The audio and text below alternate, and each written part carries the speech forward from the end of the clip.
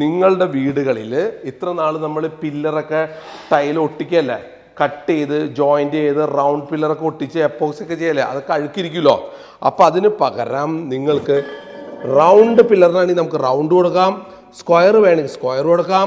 നമുക്ക് പല മെത്തേഡുണ്ട്. നോക്കൂ, ഇത് നോക്കണ്ട, ഇത് നമുക്ക് എത്ര ലെങ്ത് വേണമെങ്കിൽ കിട്ടും കേട്ടോ.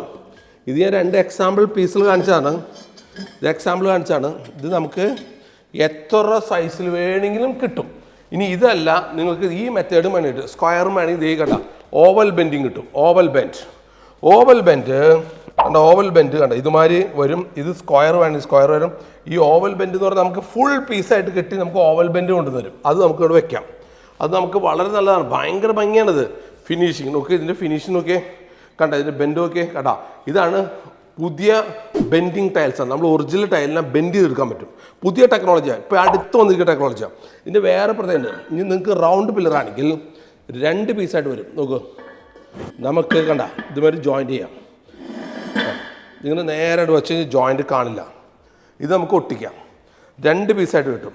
ഇനി അത് വേണ്ട, നിങ്ങൾക്ക് സ്ക്വയർ ഓവൽ വേണമെങ്കിൽ നമുക്ക് ഓവൽ കിട്ടും. ഇനി കണ്ട വേറെ കളർ കണ്ട സത്വാരിയുടെ ഫുൾ ബോഡി കണ്ട, ഇത് റൗണ്ട് വേണമെങ്കിൽ കിട്ടും. നോക്ക്, ഇതുമാതിരിയും കിട്ടും. നോക്ക്, അടിപൊളിയല്ലേ. നിങ്ങൾക്ക് ഓവൽ ഷേപ്പ്, സ്ക്വയർ ഷേപ്പൊക്കെ കിട്ടും.